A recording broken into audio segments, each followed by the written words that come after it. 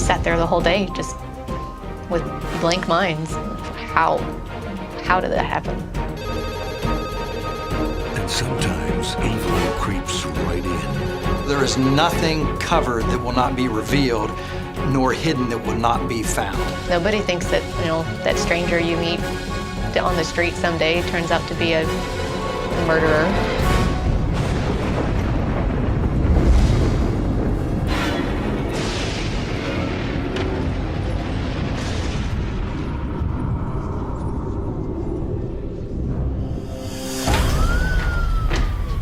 On November 10th, 2005, Gainesville police are called out to a small student bungalow. Once inside the Florida house, they make a terrible discovery. A woman's lifeless body is found face down on her bed.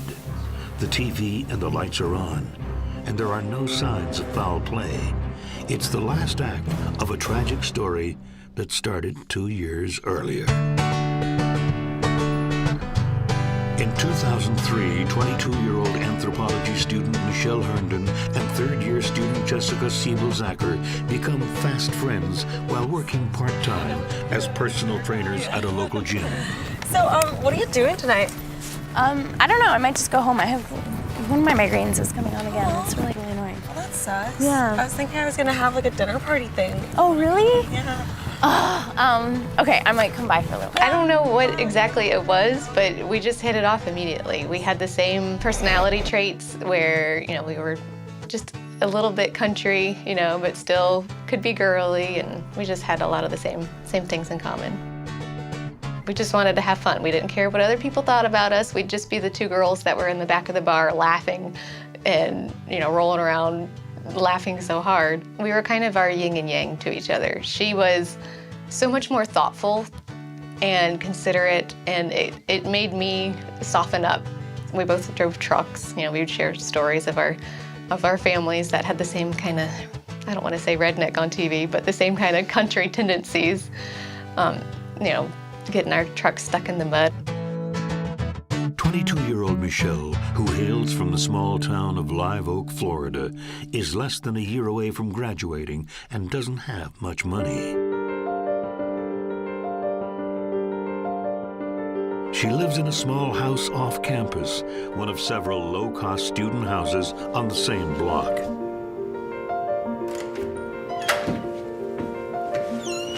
Friends playfully tease her about her rundown student bungalow. It's bare minimum. You have a mattress, a desk, maybe a kitchen table if you're lucky. She was complaining about a noise coming from the attic, and I'm sure it was, some sort of rodent or something, but I was like, yeah, I bet there's a homeless guy living in your attic, because she lived right near one of the not so great parts of town, but she was like any other college student. She'd have barely a penny left over. Broke or not, Michelle always aims to do the right thing. She's passionate about recycling. Hey. Hi. Jess. How's it going? Good, how are you? Good. What are you doing?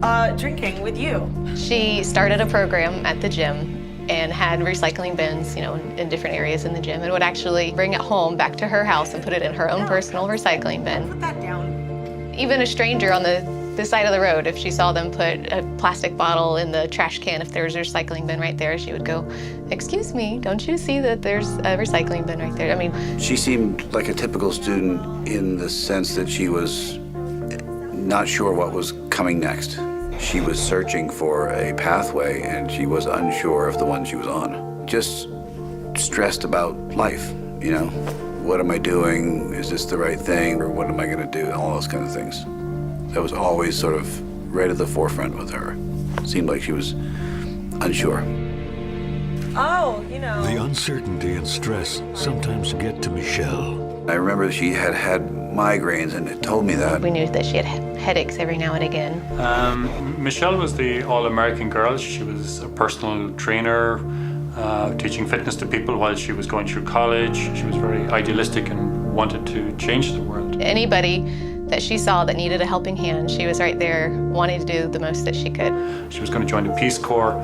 Every once in a while, you just caught a little glimpse of something. You contacted something in her, and she laughed, just in a really natural, present way, and that was really sweet. Michelle spends a lot of time at Jessica's house on campus, along with Jessica's huge circle of friends. In contrast to Michelle's small student digs, Jessica's house is a hive of activity. It was the perfect college house. The kitchen, we had a table in that kitchen that probably sat 12 people. And that was the center of everything. We had a big backyard with a big fire pit. We could have, big parties and gatherings and have people around the fire. You always have the best roommates. Yeah, like this one over here. With the new school year fast approaching, Jessica is on the hunt for new roommates. She places an ad in the local newspaper. Yeah. So now that you guys are leaving, did you find someone new to live here? There have been a couple applicants, but I'm narrowing in on one. Really? Yeah. What's his name? Oliver. Oliver. Yeah. Oliver O'Quinn, a 27-year-old nurse, answers the ad. He's new in town, having just recently moved from Jessup, Georgia. I just want to make sure it's not some random, 50-year-old single male or something that won't fit in. You want to make sure it's an actual college student or somebody young and trying to do the same things that you're trying to do. First thoughts were, I could live with that guy. He wore glasses, mild-mannered, quiet. He's a nurse, so he has a job. He can pay the bills. He's just a nice, normal, low-key person I could get along with. Nice to meet you, too. Jessica invites Oliver to move in. He really honestly was never even home that much. He worked 12-hour shifts at the hospital, and he seemed to work a lot of them. Kind of kept to himself, or he'd be out in the living room watching TV. Thanks for this wonderful meal. Yeah, no problem. Thanks for coming, guys. Michelle soon becomes friends with the latest addition to Jessica's household. He worked a ton, so we tried to include him to make him feel like he had some sort of a sense of belonging. So he would always join us if he wasn't doing anything. They talk about everything, but especially Michelle's somewhat complicated love life. Find a place to live and see where that goes. Where would you like to live? Jason. Yeah, that'd be great. That'd be great. Jason is Michelle's old on-again, off-again boyfriend who lives and works in Miami. I think with the long distance, they didn't want to hold each other back, but they wanted to still enjoy each other. From day one when I met her, there was always Jason. Jason was there long before I was. I know she always talked so fondly of him. Her family loved him. She talked about him a lot, but it was never it was never like a 100% sure of herself. It was always, I like him. I know that I like him, but I don't know if this is going to work out. But with Jason 340 miles away in Miami, Michelle has been seeing a guy named Scott. He was a guitarist in one of the band that we saw all the time. I got into nursing because I wanted to help people after the war. Oh, you went to war? Yeah, you didn't mention you went to war. As Michelle opens up to Oliver about her complex social life, he in turn begins to talk about a harrowing past in the Army. Really? How long ago was that? He told me that he was a captain in the Air Force and that he had done some work in Africa, that he had jumped into Afghanistan right after 9/11, and all sorts of gone to Superman school is what he called it. Well, let's cheers to that. Thanks for coming, guys. Yeah. This is delicious. Oliver also shares personal stories from his hometown. Thanks. You're welcome. He talked a lot about how, he met a girl on this day, or his friends were going to throw him a birthday party. But soon, both girls will discover that Oliver doesn't seem to have any real friends. In fact, he's been keeping a lot of secrets. You could almost hear the violin music build up as time went on. It became a little scarier and then a little scarier.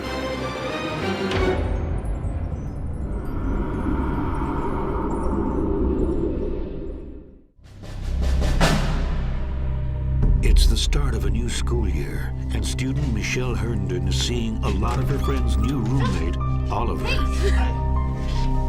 What are you doing here? I was just going to do some errands. Even though they're both busy, Oliver seems to pop up more and more. Oliver said how much he enjoyed interacting with Michelle, that she was very easy to talk to. I would see Michelle later and say, hey, Michelle, how was your day? What'd you do today? Oh, Oliver and I had coffee together. She went to the dog park all the time with her dog, so I'm sure it was just a quick, hey, if you're not doing anything, that's where I'll be. And he always showed up. If we were hanging out and he was sitting on the couch, we'd be like, hey, why don't you come with us? I know that if she saw Oliver seeming down or seeming lonely, that she wouldn't even hesitate to, hey, let's go have some coffee. Let's go do something. Let's cheer you up. The more he learned about her, the more he wanted to be around her. He always talks about his friends, but I've never met any of them. It's just weird. As days turn into weeks, Michelle and Jessica notice that nothing about Oliver rings true. Neither Michelle or myself had ever met any of his friends or any of his girlfriends, and it seemed like he never really had anything going on. Nobody ever came over to the house. And, his war story, what was that? That's obviously not true. He's way too young. And my boyfriend asked him, how old are you? And you're a captain in the Air Force? And he didn't say anything in front of Oliver at the time, but later kind of said, hey, Jessica, Oliver's not old enough to be a captain in the Air Force. There's just no way that that's possible. And, I told my boyfriend, that's fine. If that's what Oliver needs to say, to think that I think more of him, that's fine. I don't need to correct him. I don't need to put him down any. If he needs those stories to make himself feel better, then he can have those stories.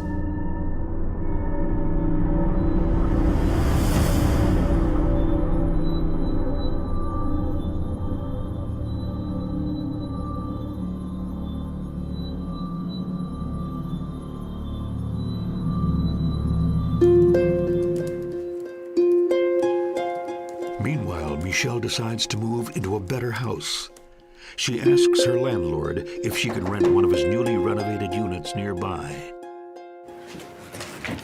Oh, hey, Peter. Hey, Michelle. How are you? Good. How are you? Come in. Rent. Yes. Right. That's right. That time of the month again.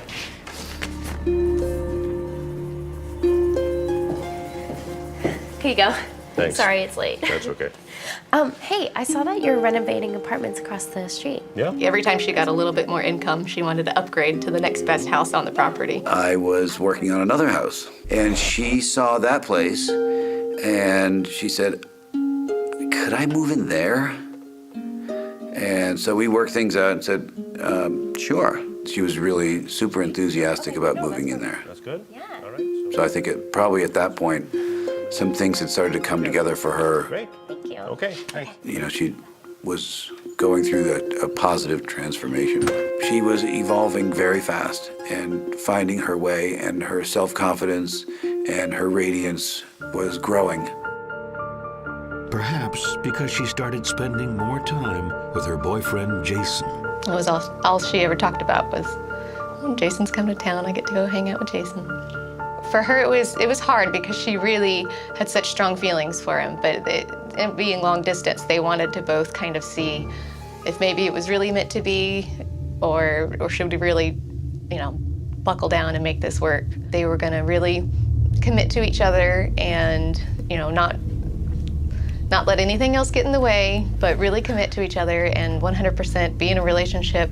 So seriously, what is going on with Oliver? What? You guys hang out all the time. I don't know. Totally have the hots for him. No. First I thought he had a crush on you, but No, I don't. you're the culprit. Come on. I only hang out with him because he really looks like he needs a friend. I would never date a guy like that. Like I said, okay. It was playful teasing, Oliver has a crush on you, right? And I think she was flattered by it. She didn't think he was anything she couldn't handle. Thanks. Cheers.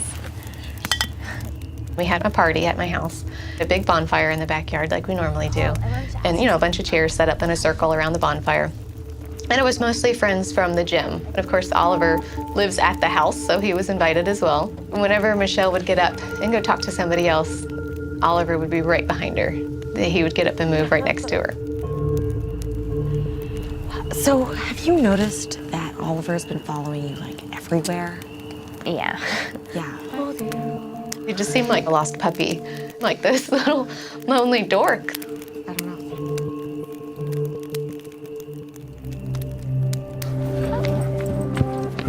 Oh, hey. How are you? I'm good. How are you? I didn't know you had a dog. Oh. Hi. Yeah, it's my friend's dog. You're just walking it for them, or? Yeah. They live down the street. I'm just doing them a favor. Nice. Well, I'm gonna continue. A few walking days with later, this boy. Michelle has a strange run-in with Oliver. See you, eh? He showed up with somebody's dog. It wasn't my dog. It wasn't any dog that Michelle recognized. He didn't have a dog. We have no idea where this dog came from. But he showed up with a dog just to, sit and enjoy the dog park with her. It's great seeing you. Yeah, you too. Nobody knows whose dog it was. Hey, Jess. Yeah. Something weird just happened. Yeah, Oliver has a dog and was walking it. I didn't know Oliver had a dog. Maybe it's just innocent, but it's just kind of weird. Yeah. The romantic weekend finally arrives, and Jason drives from Miami to Gainesville to be with Michelle. There was a Halloween weekend where Michelle and Jason were going to talk about their relationship, and it was kind of a pivotal moment in taking things more serious. It was always something that she talked about. Oh, Jason's coming into town. I can't hang out with you this weekend. Very giddy and just very excited. There's no better way to describe it, but just like a giddy, excited schoolgirl. Hey. How you doing? Thank you. Oh, you're so sweet.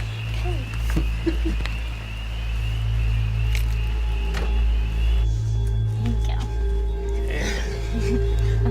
But he's not the only one who visits that night. Somehow, Oliver seemed to know that they were going to meet and arrived out of the house and wouldn't leave. Hey, Oliver! What are you doing here? Oliver? What are you doing? Are you okay? What's going on? Hey, what's going on? Can I help you? Oliver. Oliver? What's wrong with this guy? They began to suspect that he was watching the house because how did he always seem to know when Jason was coming over to the house? They found that disturbing.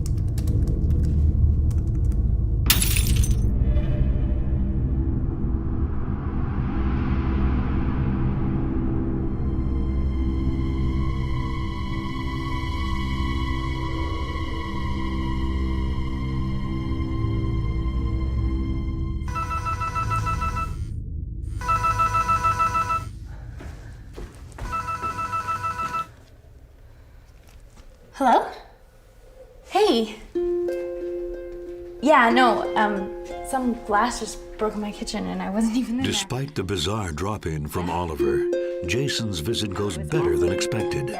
Michelle can barely contain herself. Dinner. They had the best conversation and had decided, really, let's quit playing games with this. Let's just 100% be in a relationship, 100% dedicate to each other, and see what happens.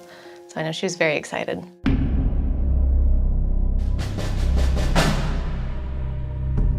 But just 6 days later, Michelle's landlord stumbles onto a scene that would contradict this. Peter Alcorn stops by after trying unsuccessfully to get Michelle on the phone. I said, I need to get these tools, I need to come by, and I didn't get a call back, so I knocked on the door, and this guy opened the door, leaned his head out, didn't have a shirt on, and said, now's not a really good time, how about in a few hours?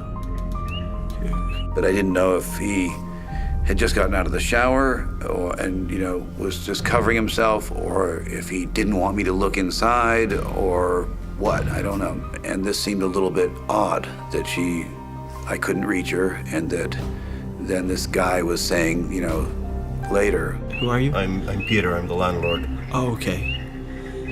Well, you could come back later, maybe. I'll call it I later. always remember him with glasses, and it sort of seemed like he had whatever, his little curly hair and kind of a slight guy, and a little squirrely, a little squirrely.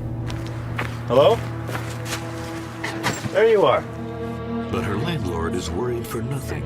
Michelle calls him back a short time later. Okay. I did finally talk to her after that, and she said, "Oh, sorry about that. I've been having these really bad migraines, and this friend was in town, and he had some migraine medicine, and so I was kind of out of it." Something like that. It's not my position to meddle, and so I didn't really pursue it. But later, when Michelle misses yet another phone call, people start to panic. The interior lights were on. The television was on. And obviously something was going on.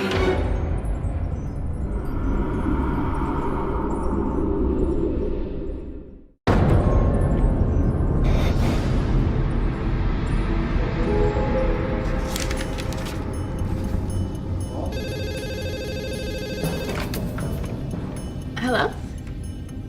Hey. College student Michelle Herndon and her boyfriend Jason decide to take the next step in their relationship and are planning their future together. She was just going on and on about the conversation she had had with Jason the day before, about how they were gonna, fully commit to each other, 100% in the relationship. That was an awesome movie. That was great. It was I love that. She was happier than I have seen her in a very long great. I time. can tell you. Okay, what is it? Well, me and Jason are moving in together. Oh my God, congratulations, that's amazing. Yeah, I'm really excited. So, what about Oliver? What about Oliver? There was nothing that was ever gonna happen with him.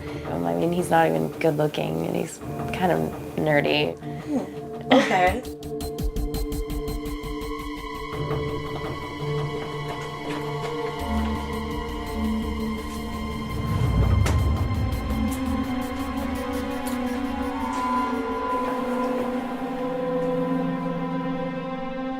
That Tuesday night, we were supposed to have dinner together, but she said she had a big project or something she had to study for, so we rescheduled for the next Wednesday night.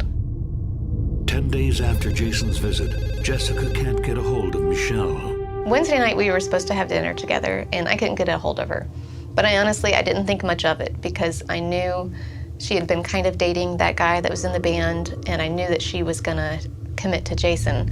So I honestly thought that maybe she was, meeting with the guy from the band and telling him we can't see each other anymore. I honestly thought that was probably what was happening. So I gave her, I don't know, maybe half a dozen phone calls, but I really didn't think much of it. Yeah, hey, it's me again.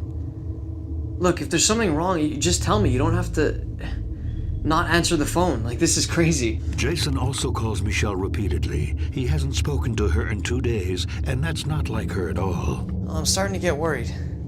You just let me know you're okay? Anything? He drove up from Miami and was there at 2 or 3 in the morning, banging on the doors. In a panic, Jason makes the 5-hour drive to Michelle's house.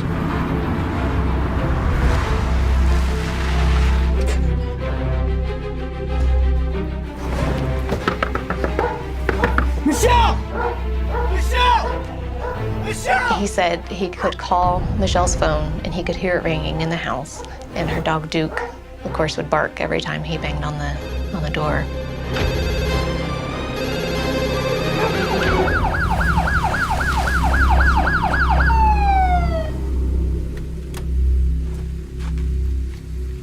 He just called 911 and sat there and waited.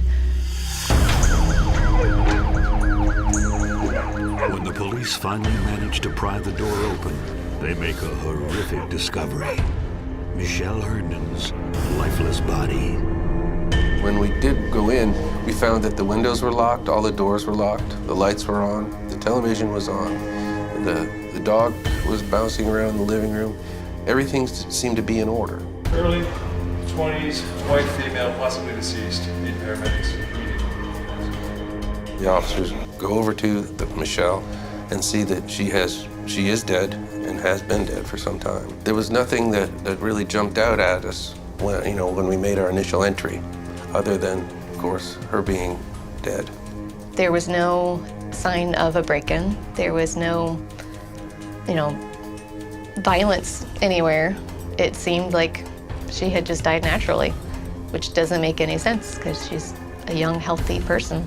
I think it was just the complete shock and how. There is absolutely nothing indicating foul play. There's nothing indicating why Michelle Herndon is dead.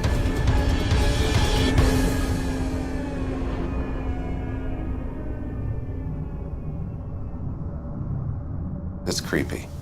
That we get the usual, smoking gun, drug dealer, or mom and dad fighting, but something like this, it's unusual. The phone starts ringing at like 6 o'clock in the morning, which is way too early. And I think the first time I didn't answer it. I didn't even look to see who was calling. My phone had died. My cell phone had died.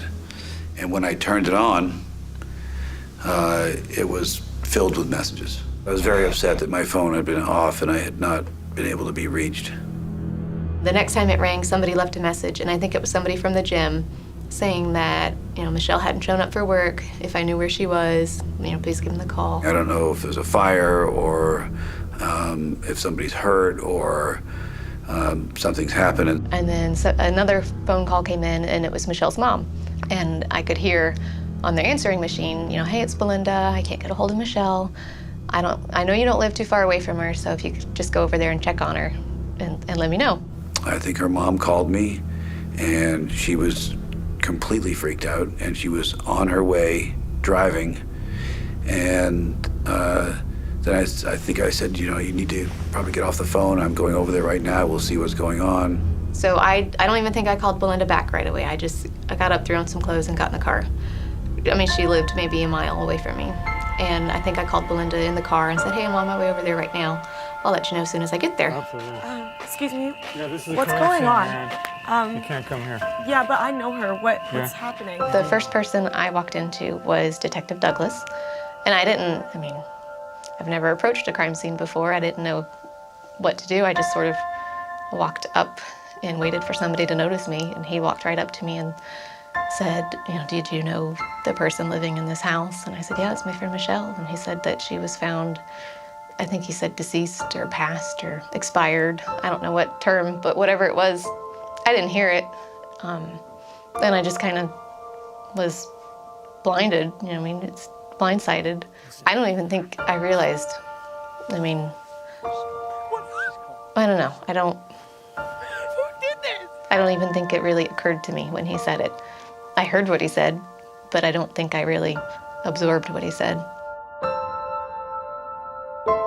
Jason and I were sitting there. Michelle's mom called us over and over again on our cell phones, and we just didn't answer. You can't tell somebody that their daughter's dead over the phone. And we didn't know what to say or what to do, so we just sat there.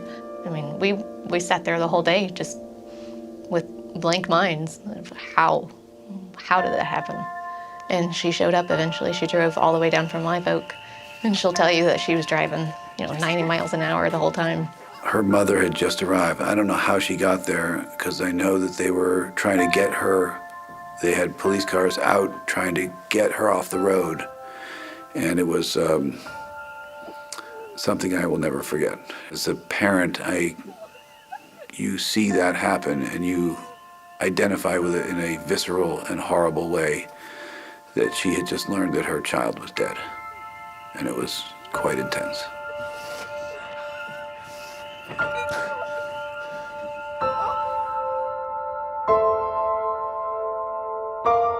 Landlord Peter Alcorn has the unsettling task of fixing the door the police pried open. I had to replace the door that day, so I went in then.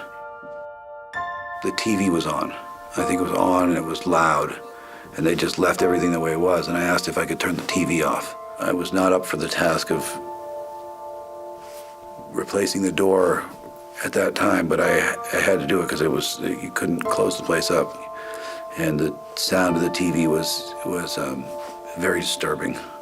So they turned the TV off. I really didn't even want to see anything in there. It was a very, very dark day, and I didn't want to see any of it. But I couldn't focus on replacing the door with that noise. It was just a out of place, loud noise, constantly reminding us that something was very wrong. After several hours, police still cannot find any visible cause of the young fitness instructor's death. There is no blood, no bruising, and no sign of assault of any kind. When we find a young person who's died before their time, you know, we look at it very carefully. Something's just not right here. She didn't exhibit any of the at-risk indicators that a lot of young people may have. And, you know, the empty alcohol bottles or perhaps drug paraphernalia, any kind of drugs, even an entry-level drug like marijuana or anything like that. There was no indication whatsoever that she was involved in this. It looked like bizarre natural causes, unexplained natural causes.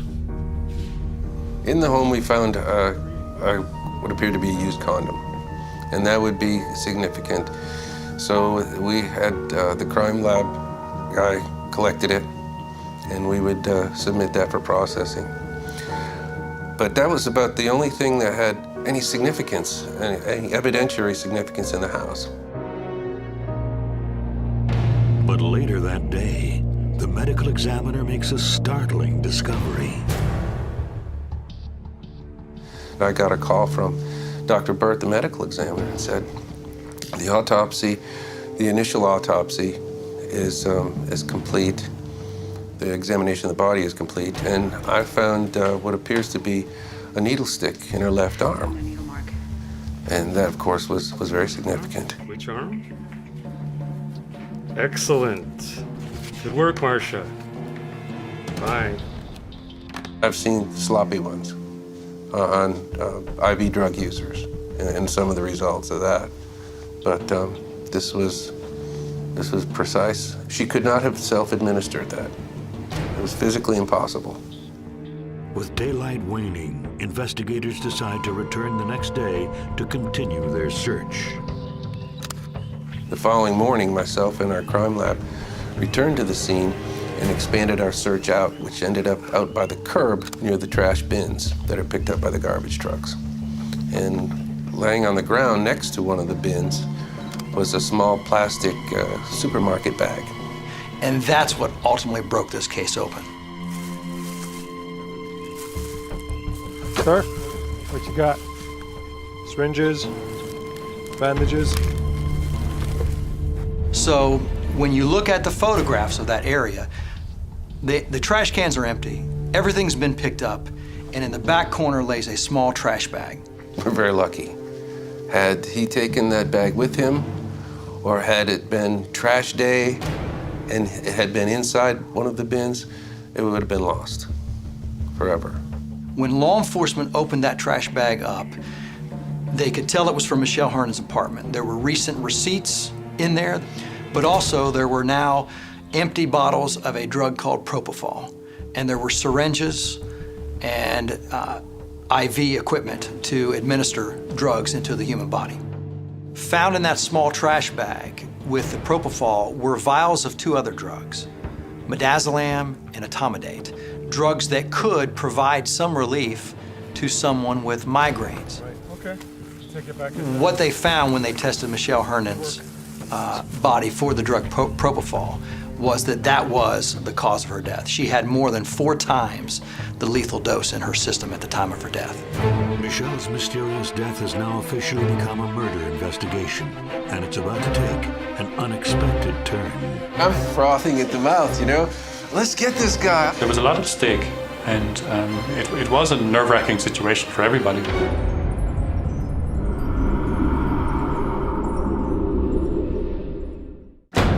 On November 10th, 2005, University of Florida student Michelle Herndon's body is found in her home. The cause of death is a lethal dose of the sedative propofol. Gainesville police now have a homicide on their hands and little to go on but the DNA found inside a condom at the scene. I think with any crime, there comes that initial fog. You know, there's a lot happening, there's a lot going on. You're trying to determine what the scene tells you about what happened. You're trying to do an autopsy to determine what you can learn about the cause of death. With DNA found at the crime scene and a suspicious pinprick in Michelle's arm, police begin to search for answers.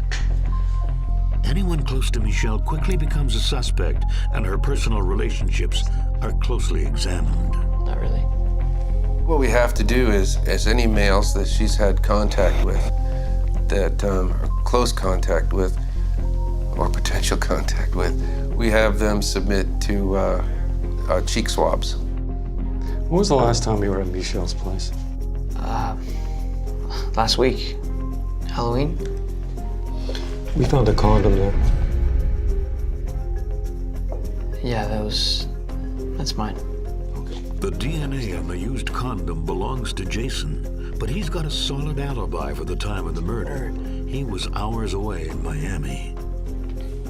So investigators turn their attention to the evidence found in the trash.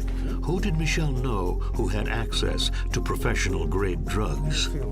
When they found that trash bag, I believe the focus started to hone in on who in Michelle's life, who did she know that worked in the medical profession? Who in her life would have had access to the drug propofol or access to syringes and whatnot? Yeah, my roommate, Oliver, yeah. He's a nurse. And they said, anybody else? And I was like, no, not that I can think of. Have you seen him? Well, he went away to New York a couple days ago, and I haven't heard from him since. Jessica told me that, this guy was just enamored with Michelle, but, as far as Michelle was concerned, he's just kind of a geeky little guy that, should just be nice to, but certainly not a romantic interest. Michelle's former landlord, Peter Elkhorn, also tells Detective Michael Douglas about his unusual encounter with Oliver and about Michelle's migraines. My only guess is that Oliver had treated her in some fashion for this migraine that she suffered from. Detective Douglas realizes that he needs to locate Oliver to get more answers. Well, at this point now, of course, I'm fascinated with Oliver O'Quinn because I've attempted to contact him. I've spoken to him on the phone. Oh yes, I'll get back with you. I'm terribly busy. I will. I'll make an appointment with you. 1 week later, he finally tracks him down. He's still in Gainesville, moonlighting at a nearby hospital. I went out to the hospital, Nature Coast Hospital in Williston, Florida, to see whether he would have access to propofol, or what was their control of propofol and etomidate. While I was out there, his car was in the parking lot, and so I went down to the emergency room where he was. I'm looking for Oliver O'Quinn.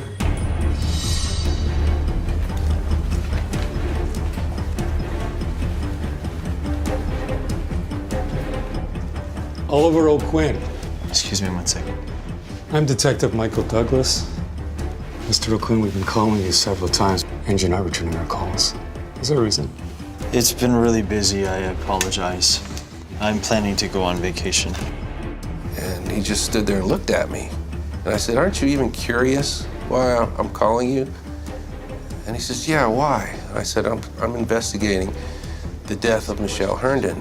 And he looked at me and he says, oh yeah, I read about that in the paper. I saw something on the news. And I said, well look, here's my card, and call me. And do it before vacation, all right? So we'll just get this out of the way. Whenever you're ready, you call me. And of course, I heard nothing from him. You too. Yes, sir. Huh? 8 days later, the FBI informs Detective Douglas that Oliver has flown to Ireland. So in the meantime, I drive up to Eastern Tennessee to talk to Oliver's dad, Beecher Oakland. I said, okay. I said, when's the last time you talked to him? He says, just around Thanksgiving. He came by, and I said, well, Well, he must have been pretty happy, cheerful, glad to see you. He was, about to go on vacation. Was he in a good frame of mind? And he said, well, no, actually, he was kind of sad. I said, sad? Why would he be sad? He said that a girlfriend of his in Gainesville had died of an overdose. And that was unknown to anyone at that point. In fact, the only way for Oliver to know about the overdose is if he witnessed it, or, as the police are beginning to think, even caused it. Jesus. You scared me.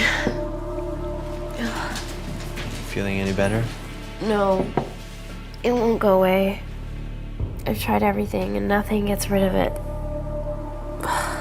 Well, I have some stuff, that could work. Really? Yeah. I have to go lie down. Okay. It acts pretty fast, actually.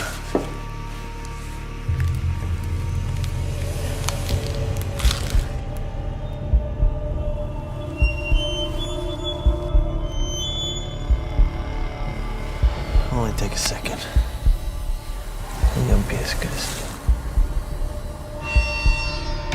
Based upon what I learned, is that he seemed to be a dark little dude. He lived in this fantasy world that he told Jessica that he was a pararescue jumper in Afghanistan, and he'd saved lives, and he'd taken lives, and the closest thing he ever came to that, I think he was in the Navy ROTC. What the investigation revealed was that the night of Michelle Hernan's murder, Oliver O'Quinn began very quickly, from that moment forward, very discreetly distancing himself. He had started visiting family. He was telling the same story, that he was beginning to prepare to go on a 2-week vacation to Ireland. Detective Douglas finally obtains a warrant for Oliver's arrest. I think that out of spite, he took her life. But the warrant comes 2 weeks too late.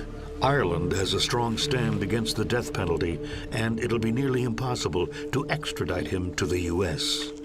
I think everyone's initial reaction was, it was a blow. I mean, it took the air out of you. It really took the wind out of you. It looks like Oliver could get away with murder. He just literally just turned and ran. The odds were against us.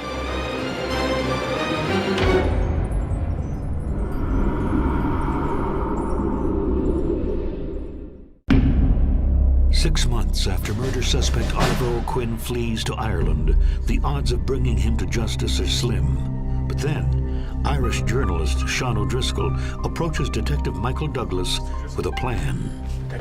I was working for the Irish Times, and I read about it in the Florida newspapers, and I kind of thought this is an extremely serious situation in Ireland as well. I mean, if this guy has moved to Ireland and possibly working as a nurse in Ireland, then people really ought to know about it. So I immediately called Detective Michael Douglas in Florida, in Gainesville, and asked him to give me as much information as possible about the case. Talk to me. So, well, I've been following this for a while now. And the problem that you've come across is that he's living well. He's got no issues now. That's right. What we need to do is find a way to flush him out. Absolutely. Michael and the other detectives in Florida were deeply, deeply frustrated with the extradition process in Ireland. He asked me if there's something he could do to help, and I said, yeah, absolutely. So I published an article in the Irish Times. And hopefully he would read it, and people on his street in Dublin would read it, and there would be a public outcry, and that would be enough to get him to flee Ireland. Therefore, everywhere he goes, he'll be recognized. They'll know who he is and what he's done. No one had tried it before, so the way I saw it, it was kind of like if we could get the chicken to fly the coop and fly somewhere else where he could be caught, then it was certainly worth giving it a try. So please, let's do this. Sean's article is printed on April 20th, 2006, and soon the Irish press is flooded with stories about the case. We were both holding our breath, waiting to see if Oliver was going to make a move. If he had showed up at any embassy or presented his passport as identification, on the international level, it would have been flagged. It was a bit of a risk to expose Oliver because of who he was because he was emotionally very volatile. Weren't really sure how he was going to react to it. Like, would it lead to him striking out or taking hostages? So there was a lot at stake, and it was a nerve-wracking situation for everybody. Within a week, Oliver flees Dublin. Michael contacted me. He was pretty excited. They had picked up monitoring of Oliver that he had left via Dublin airport. Then he vanishes. He disappeared. And we were sure that he left Dublin, but we had no idea where he was. 8 weeks later, Interpol reports a sighting of him in Africa. As luck would have it, he turns up at the United States Embassy in Mauritania, in West Africa, to claim a money order that had been sent to him. Their computer system showed up who he was, and they asked him to hold on for a few moments. They're looking back at him, he realizes something's up, and he just literally just turned and ran. Less than 24 hours later, Oliver resurfaces in Senegal. Obviously, you know, some tall Irish-American guy is going to stand out in a place like Senegal, so he was very visible. Oliver is arrested by the Senegalese army and thrown into a holding cell. It was very lucky for everybody involved that it was a moment of panic that led him to Senegal. If he had had time to go to an internet cafe in Mauritania and kind of study the extradition treaties, he certainly would not have fled to Senegal. So thank goodness they just deported him. They turned him over to the United States Marshals, said, come get him. 2 years later, Oliver O'Quinn stands trial for the first-degree murder of Michelle Herndon. He pleads not guilty. Family and friends are upset by the sight of Oliver in the courtroom. That was weird because, you know, your first reaction when you see somebody you know is, hey, I know that guy. But then it's, oh yeah, I do know that guy. He's the one that killed my friend. Just kind of a weird, it's not really an emotion that's built into most people. They don't really know what to do with that. The defense during the trial was trying to insinuate that Michelle Herndon's death was an accident, that whatever had taken place between her and Oliver O'Quinn was consensual, and that her death was the result of an accident. The prosecution tells a different tale. What we believe Oliver O'Quinn's motivation for killing Michelle Herndon was that he had been shunned, basically. Like, there was nothing that was ever gonna happen with him. I mean, he's not even good looking, and he's kind of nerdy. When he arrived back in the United States and was in jail, he was boarding with another inmate. That inmate ultimately came forward and stated that Oliver O'Quinn had told him that he had overheard Michelle Herndon make a comment that Oliver O'Quinn was just a little man. And his comment to his roommate in the jail was that she deserved a long, peaceful sleep for saying that. Michelle Herndon had put him down, so now he had to put her down. The state's belief was that Oliver O'Quinn had earned Michelle Herndon's trust over the period of months that he had befriended her, and that during that trust, he had given her some drugs that actually did assist and help with the pain from her migraines. But that on the night of November 8th of 2005, when she extended her arm to him for some relief, he didn't give her the drugs that had helped her with her migraines. He injected her with 4 times the lethal dose of a different drug, propofol.